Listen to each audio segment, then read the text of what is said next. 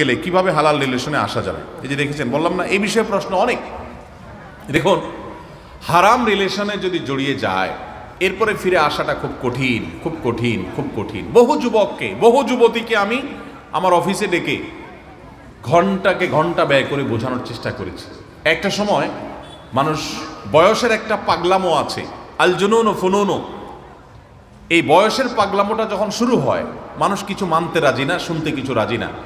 এই জন্য আল্লাহ কোরআনে বলেছেন ওয়ালা তাকরাবুজ জিনা, জেনা করিও না। আল্লাহ এই কথা না বলে এই জায়গায় বলেছেন ওয়ালা লা তাকরাবুজ জিনা, তোমরা জেনার কাছেও যেও না।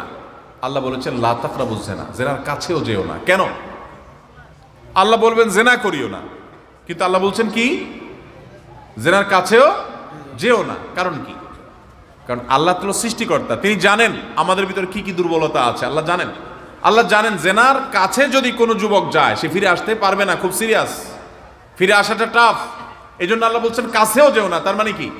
একটা মেয়ের আইডি দেখছেন ফেসবুকে, আমি এমন একটা ঘটনা জানি, মেয়ের বাবা এসে বলছেন আমাকে খুব আফসোস করে, বললেন হুজুর আমার মেয়ে ছোট মানুষ, কোন এক ছেলের পোস্টে না জানে কমেন্টে ফেসবুকে জাস্ট সে লাইক করেছে, লাইক বাটনে প্রেস করেছে, জাস্ট এতটুকু লাইক রিয়েক্ট করেছে। এরপরে ওই ছেলে আমার কমেন্টে লাইক দিল মেয়ে আইডি থেকে। মেয়েটা কে? শুরু করলো তাকে খুঁজে বের করা। একটা পর্যায়ে কনভিন্স করে মেয়েকে বাগায় নিয়ে বিয়ে শাদী করে শেষ। বাপমা জানেন না, আফসোসের কথা ভাই, হাসার কথা না। মানে একটা লাইকে শুধুমাত্র লাইক বাটনে প্রেস করে সেটা কতদূর পর্যন্ত গেছে। আমরা অনেকে আমাদের সমাজে এক শ্রেণীর সুশীল আসে, সুশীল, এই সুশীল ভাইরা তারা দেখবেন বলে যে না এই হুজুরগুলার সবগুলার মনটাই নষ্ট, এই বেটাগুলার মনটাই খারাপ। তারা বলে মেয়ের দিকে তাকালে নাকি খারাপ চিন্তা আসে। কেন খারাপ চিন্তা আসবে? এরকম ফেরেশতা সুলভ কিছু সুশীল আছে না নাই আমাদের সমাজে? ওনাদের মনে কোনো খারাপ চিন্তা আসে? ওনাদের মনটা খুব পবিত্র, মনের ভিতরে কোনো খারাপ জিনিস আসে না। চিন্তা করেন ভাইরা আমার, যে বলে যে আমার মনে এরকম খারাপ কোনো চিন্তা আসে না, এই বেটা হয় মিথ্যাবাদী আর নয় ধ্বজভঙ্গ, দুইটার একটা। হয় তার অসুস্থতা আছে আর না হলে কি আল্লাহ সৃষ্টি করেছেন এভাবে যে আকর্ষণ হবে। তোমার আকর্ষণ না হলে বুঝতে হবে তোমার সমস্যা আছে, ডাক্তার দেখাও। ভাইরা আমার, তো বলছিলাম যে জেনার কাছেও যেও না আল্লাহ বলেছেন। হারাম রিলেশন থেকে বাঁচবেন কিভাবে? ওই যে জেনার থেকে দূরে থাকবেন। আপনি একটা মেয়েকে দেখলে চোখকে হেফাজত করতে ইসলাম বলেছে। কেন? কেন বলেছে? কারণ দেখার পরে আপনি এক্সরে করে ফেলবেন, ঠিক না ঠিক? এরপর দেখার পরে আপনি এবার এটাকে অন্তরে নিয়ে যাবেন, এক্সরে করে নিয়ে এবার মনে মনে জল্পনা কল্পনার জগতে আপনি ডুবতে থাকবেন। এরপরে আপনি হাউতাশ করতে থাকবেন, হারামের দিকে আপনি চলে যেতে পারেন, মনে মনে জিনা করতে পারেন। এই জন্য আল্লাহ তাআলা আপনার চোখের হেফাজত করতে বলেছে। সেকুলার দুনিয়া বলে মন খুলে দেখো, মন খুলে দেখো, কোনো বাধা দিও না, ব্যক্তি স্বাধীনতার নাম দিয়া যার যা খুশি তাকে তা দেখতে দাও। আবার বলে খবরদার ধর্ষণ করা যাবে না, পাশবিক নির্যাতন করা যাবে না, টিজ করা যাবে না, উত্ত্যক্ত করা যাবে না। হাউ ফানি বলেন। একটা মানুষ, তাকে আপনি তার যৌন আকাঙ্ক্ষা যেটা আছে সেটাকে আরো উস্কে দিবেন, আবার বলবেন নিয়ন্ত্রণ করতে হবে। এর চেয়ে হাস্যকর কি আছে? আর ইসলাম বলে আগে থেকে বাদ দাও। ডক্টর খন্দকার আব্দুল্লাহ জাহাঙ্গীর রহমতুল্লাহ আলাই ইসলামী বিশ্ববিদ্যালয়ের কুষ্টিয়ার প্রফেসর ছিলেন। তিনি বলতেন যে মানুষের একটা নির্দিষ্ট বয়সে যৌন আকাঙ্ক্ষা শরীরে তৈরি হয়। মানুষ কেন, অন্যান্য প্রাণীরও এটা প্রমোটেড, আল্লাহ তাআলার তরফ থেকে মানুষের মধ্যে যৌন আকাঙ্ক্ষাটা এটা প্রমোটেড, আগে থেকে প্রমোটেড। এটাকে আর প্রমোশন করতে হয় না, এটাকে কন্ট্রোল করতে হয়। একটা চলন্ত গাড়ি এমনি গতি আছে, আবার যদি আপনি পিছন থেকে ধাক্কা দেয় অ্যাক্সিডেন্ট করবে। ঠিক তাই হচ্ছে আজকে যুবকদের মধ্যে। একটা বয়সে এমনি আকাঙ্ক্ষা আছে, আরো বিভিন্ন রকমের বিজ্ঞাপনের নামে, বিনোদনের নামে, খেলাধুলার নামে, নাটকের নামে, সিনেমার নামে, আপনার নোবেল উপন্যাসের নামে, বিভিন্ন নামে শুধুমাত্র যুবকদের যৌন আকাঙ্ক্ষাকে আরো জাগিয়ে তোলা হচ্ছে ব্যক্তি স্বাধীনতার নাম দিয়ে। এরপর বলা হচ্ছে কি খবরদার তোমরা নিজেদেরকে নিয়ন্ত্রণ করো। এর চাইতে হাস্যকর কিছু হতে পারে? পৃথিবীতে এমন একটা দেশ দেখাতে পারবেন না, ইউরোপ আমেরিকা, যাদেরকে আমরা আমাদের গুরু মনে করি, যাদেরকে মনে করি তারা আমাদের মানবতার সবক দেয়, যাদেরকে আমরা মনে করি তারা আমাদের চাইতে শিক্ষিত, উন্নত, ভদ্র, মার্জিত, সভ্য, অনেক কিছু। সে সমস্ত দেশে কি নারীরা সব সেভ হয়ে গেছে? পাশবিক নির্যাতন হয় না, বরং পাশবিক নির্যাতনের যে রেশিও আপনি খুঁজে দেখেন, জরিপ তালাশ করে দেখেন, গুগলে গিয়ে সার্চ দিয়ে দেখেন, দেখবেন সেই সমস্ত দেশগুলোর তালিকা সবচেয়ে উপরে।